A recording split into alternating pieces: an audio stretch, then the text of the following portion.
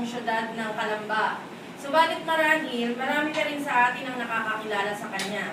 Ang ating pong panauhin ay nagtapos ng kanyang primary at secondary education sa Colegio de San Juan de Letran sa Calamba. Nagtapos din siya ng kursong Political Science at Post-Baccalaureate Program na Masters in Development Management and Governance sa University of Makati. Una po siyang nahalal bilang SK Chairman and was also elected as SK Federation President noong 1996 hanggang 2002. At mula 2007, nahalal siya bilang City Councilor ng lungsod ng Calamba hanggang sa kasalukuyan.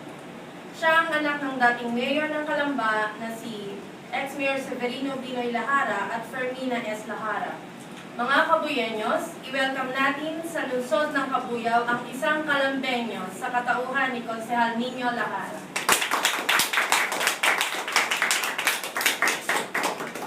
Magandang gabi po.